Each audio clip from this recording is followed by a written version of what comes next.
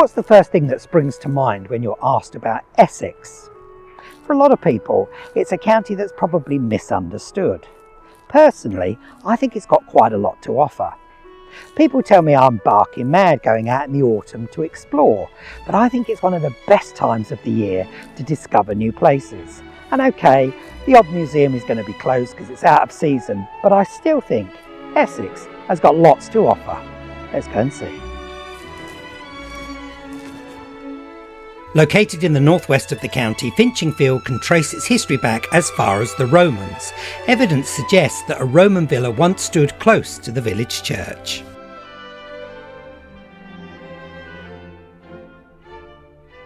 The Domesday Book of 1086 lists the village as Finchingfield, meaning the field of Fink, and today it is a charming spot far from the madding crowd. Although it wasn't always the case, as the village was an official stop for the horse-drawn coach service between London and Norwich.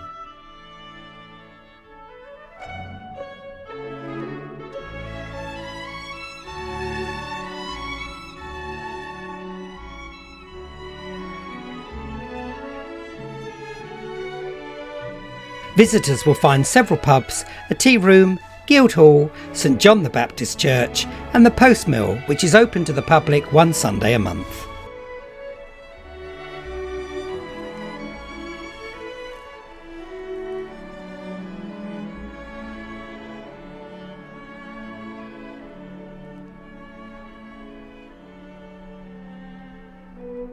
Dodie Smith, the author of The 101 Dalmatians, lived and is now buried in the village. And celebrity chef Jamie Oliver owns Spain's Hall, an Elizabethan manor located close by.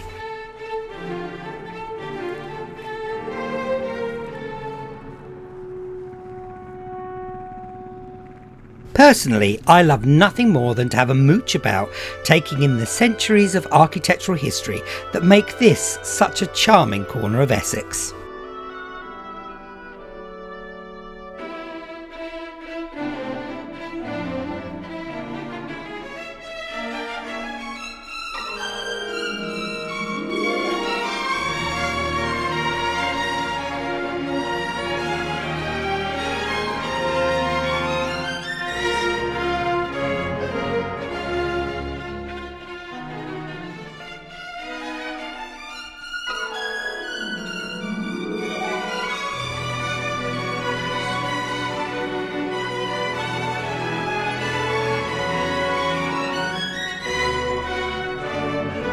Time for me to leave this beautiful village of Finchingfield and head now in search of some power.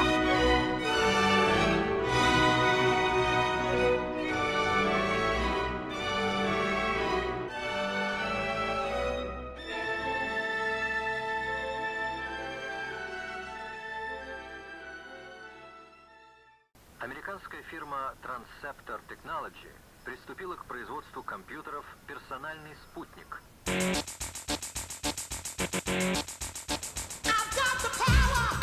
The Museum of Power is located on the site of a former waterworks which were built in 1927 to provide a staggering 7 million gallons of drinking water a day to South Essex. The engine house originally contained two steam-driven, vertical triple expansion rotative engines, each with a pumping capacity of between 4 and 4.4 million gallons per day. A third engine was installed in 1931 and is the sole survivor. It's incredible to think that engines like this, albeit 40 times larger, drove the Titanic. Fortunately, this one, Marshall, has had a better outcome and is still working today.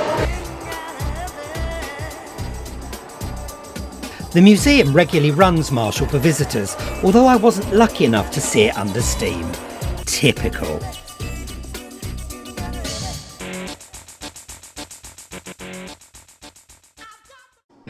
If you were beginning to think the museum was only about steam engines, think again.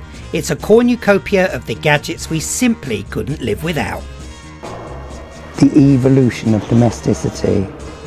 I'm not entirely sure I would trust this particular domestic appliance. It's always been my understanding that water and electricity are not the best of friends.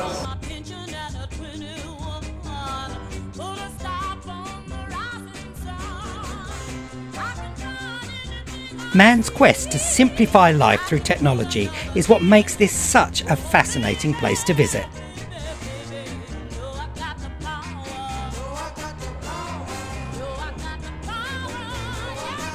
When you look at these cameras, you get a sense of the journey of how media has changed. Say cheese!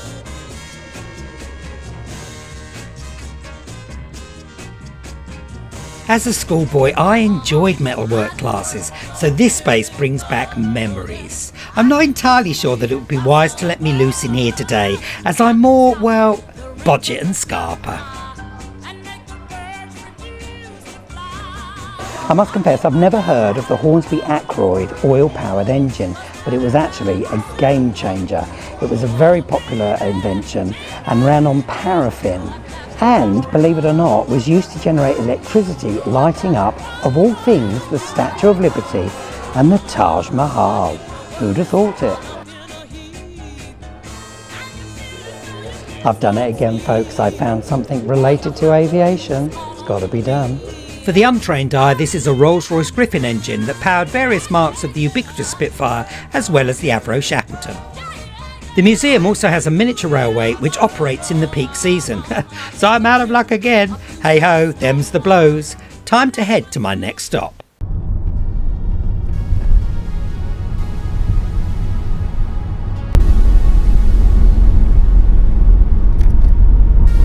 The Museum of Power is one of those small museums that probably gets overlooked because it's in an obscure location.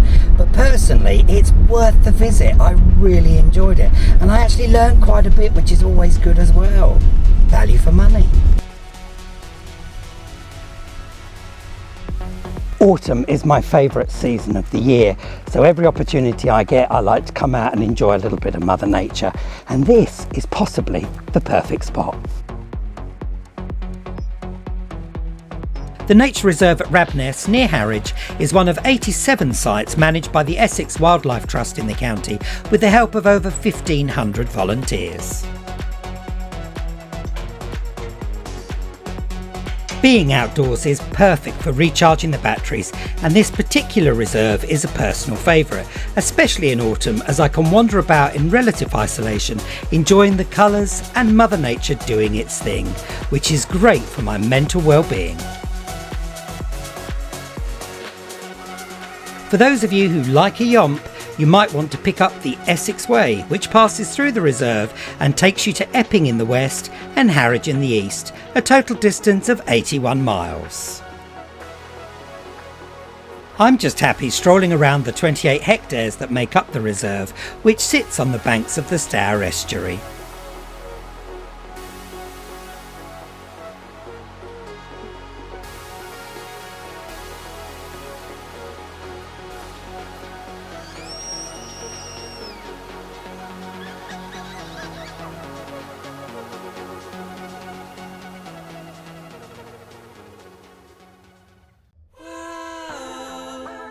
Day 2 and time for me to explore the seaside. My first stop is Sea Life Adventure, located on the seafront not far from the Pier and billed as being the UK's premier zooquarium. The site takes you on a journey around the oceans and seas of the world.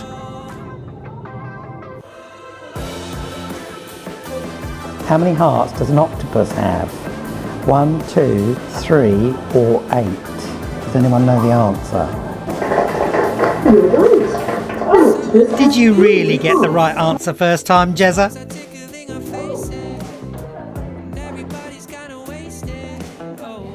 Some of my relatives in this particular tank. You guessed it, piranhas. They look a bit hungry to me.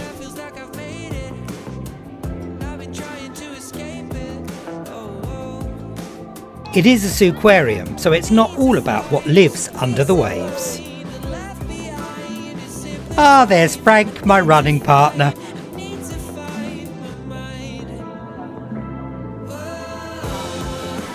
Slow down a bit, fella, we don't want to get out of breath.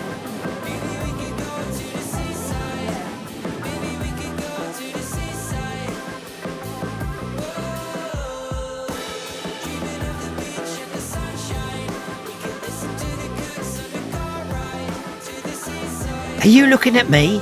How rude. Do you not know who I am? Simples.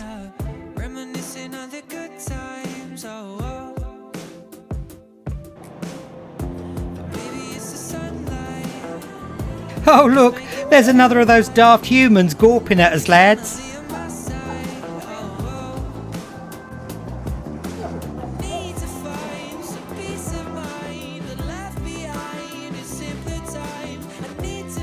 Sadly, the butterflies were a little bit camera shy and wouldn't stay still for us, but a few minutes in this tropical space is simply wonderful.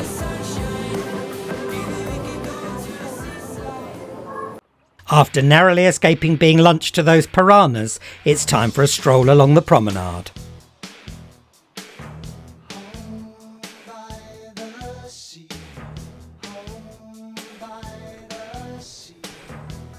No trip to Southend would be the same without having a look at its pier, because in fact it is the world's longest pleasure pier at 1.3 miles. And to be honest with you, I don't really fancy walking the 1.3 miles, so I've hopped on the very handy little train that takes me all the way to the other end. Shall we go?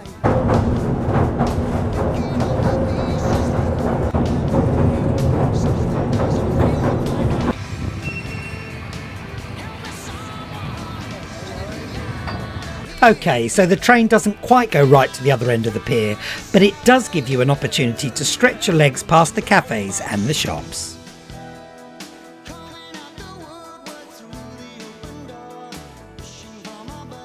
At the outbreak of World War II in 1939, the Royal Navy requisitioned Southend Pier and turned it into HMS Lee, making it the perfect observation platform for U-boats as it sits right in the mouth of the Thames estuary.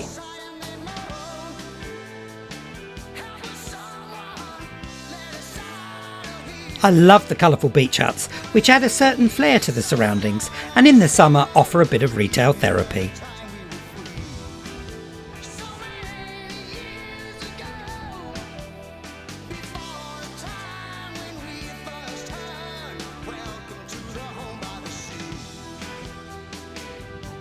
I'd like to say that I built up a bit of an appetite as the result of walking 1.3 miles in both directions along the pier. But I'd be lying, of course, because I was on the train. Having said that though, I am a bit peckish.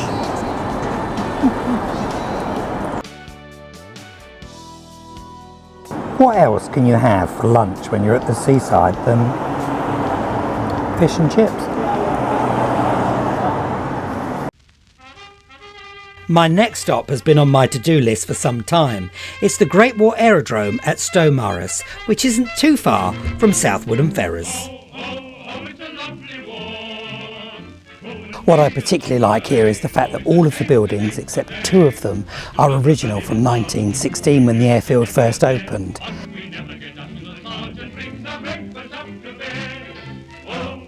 It's pretty incredible that they're still here.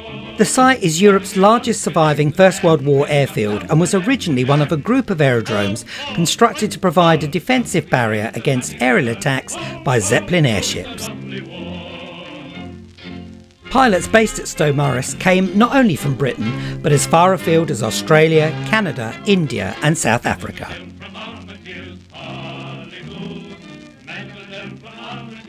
Imagine being in a string bag like this, being shot at by the enemy. It must have been quite a scary experience. If I'd been here in the First World War, I probably would have only been allowed to fly these particular aircraft. A museum volunteer built these amazing pedal planes for visiting children. It's such a pity I'm built like a brick outhouse.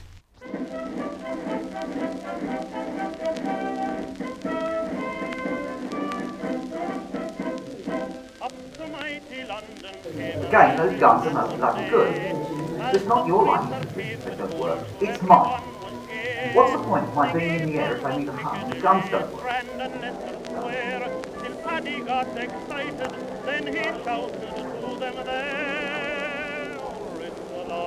The thing to remember, of course, is that aviation was in its infancy during the First World War. The idea of getting in an aircraft late at night, flying around looking to find your target, must have been horrendous. It's easy to find yourself being immersed in the history of this unique site and to get an idea of what life must have been like between 1916 and 1919.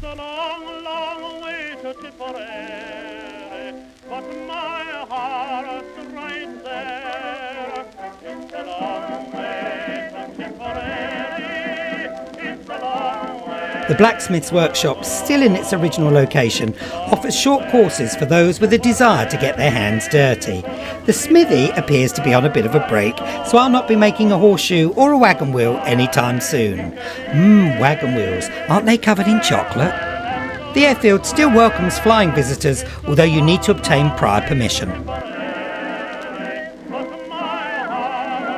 rock for combat, but in November 1914, 3 of these flown by the Royal Navy Air Service attacked the Zeppelin sheds at Friedrichshafen. Geeks, panic not, the airfield is still home to some rather fragile looking string bags, to include an Avro, BE2 and a rather smart looking Albatross. Was that a German?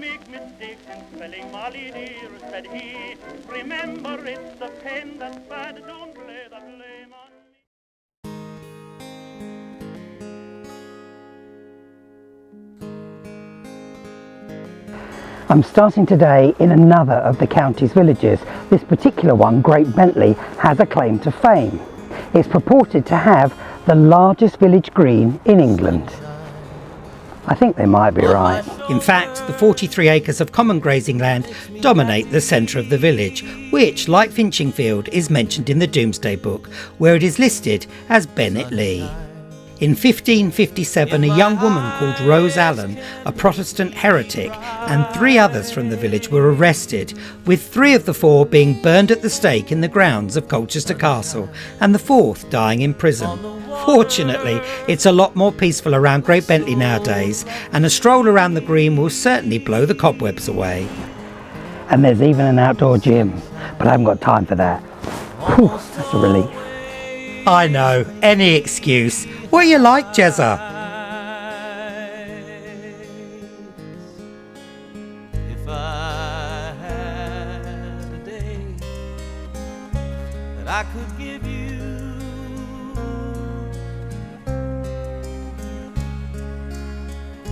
I'd give to you a day just like today.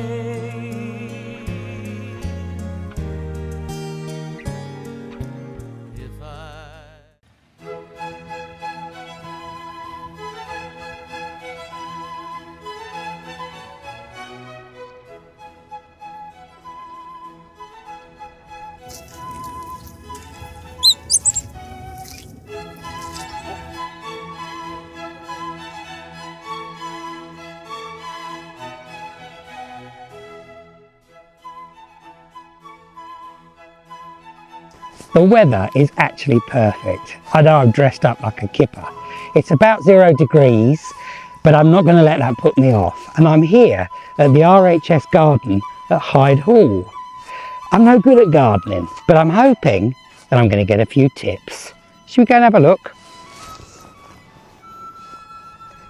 The farmhouse and estate covered an area of 24 acres when they were donated to the Royal Horticultural Society in 1993 by Dick and Helen Robinson. Nestled in the heart of rural Essex and now covering more than 365 acres, Hyde Hall is a positive oasis for lovers of flora and fauna. I do like a birch tree.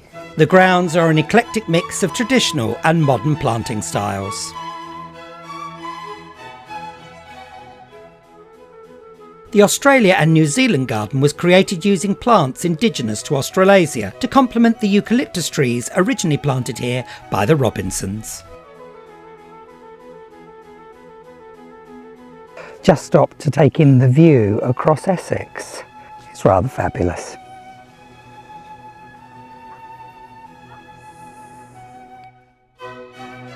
I'm rather taken by the farmhouse with its traditional garden and pond, one of the original features of Hyde Hall, with its lush aquatic plants and colour-packed terraces.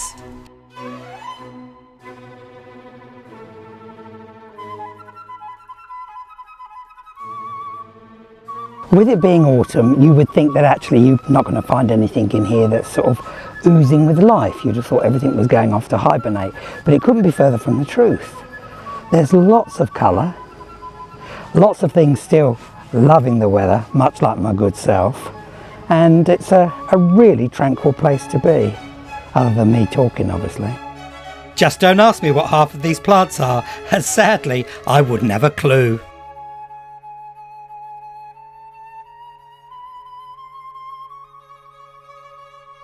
But I do know that these are pumpkins. They are, aren't they?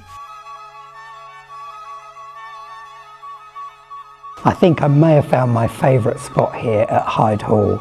I'm actually in a greenhouse, and what a spectacular place it is. It also helps, of course, that it's considerably warmer in here than it is outside. Lots of aubergines and what look to be Scotch bonnets. Ooh. Alas, the tomatoes were just out of reach. I do love a tomato.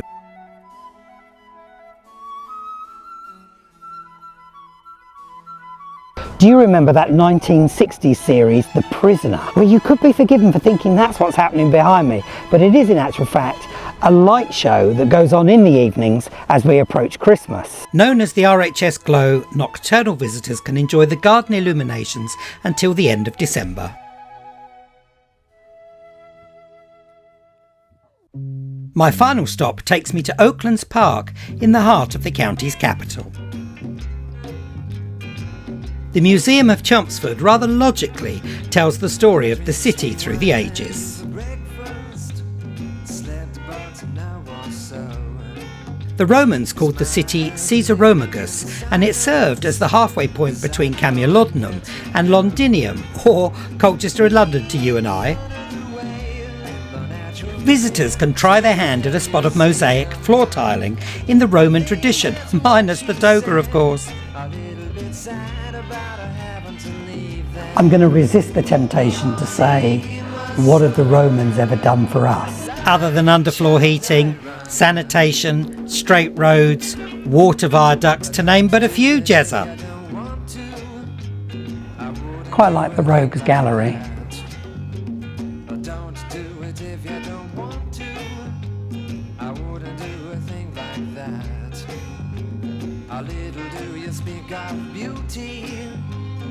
Isn't it a shame what hell? Maybe you should go get a power ring. You make all your troubles go. There she stood in. I quite like this museum because it's got a little bit of something for everybody, and it certainly tells the story of Chelmsford through the years. She said I looked like a Peter Pan. The cheeky beggars have even got an effigy of yours truly. Don't do it if you don't want to. I wouldn't do a thing like that. Oh no, no, don't do it if you don't want to. Children's fashion over the last 100 years offers an insight into how relaxed we've become.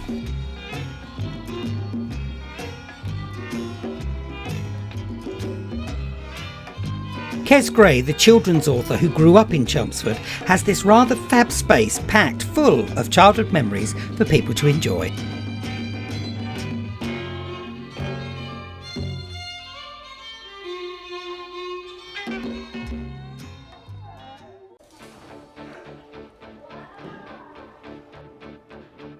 The Essex Regiment Museum is also located here and tells the long and illustrious history of this now disbanded regiment.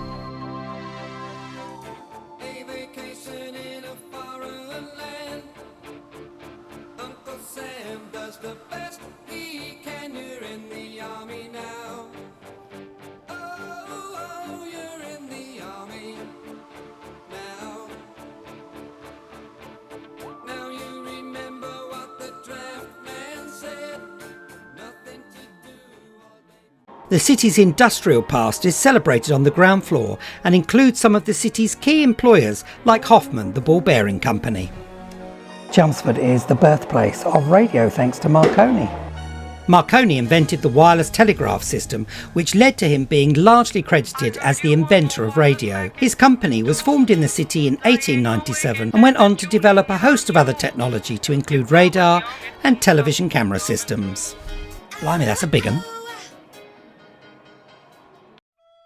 The company was said to be on the brink of collapse in 1912, but thanks to the loss of the world's most famous ship, Marconi's telegraphy system became a must-have for vessels around the globe.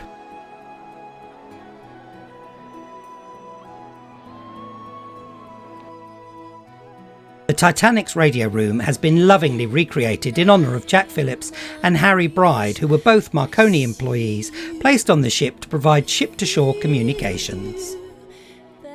On that fateful night of the 15th of April 1912, Jack and Harry desperately sent distress signals, which resulted in the Carpathia sailing to the stricken vessel's aid. Imagine being Harold Bride or Jack Phillips when the Titanic was going down. You'd have remained in your radio room, tapping away, frantically trying to get other vessels to come and help rescue the stricken ship and its passengers. Must have been very, very scary. Despite the captain's order to abandon ship, Jack and Harry continued sending signals, and sadly Jack went down with the vessel, whilst Harry survived by clinging to a piece of debris and lived until 1956.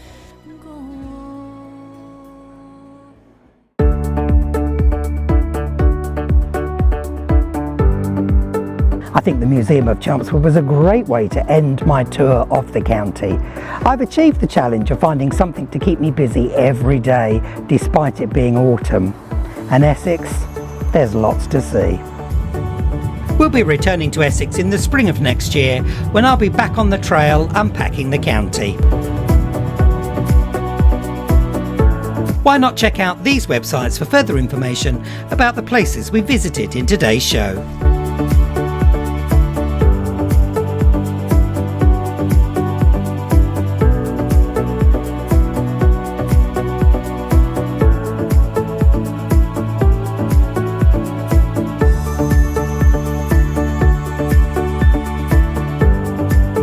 A line to let us know about your own travel adventures, especially if you think you found a hidden gem I might like to see for myself.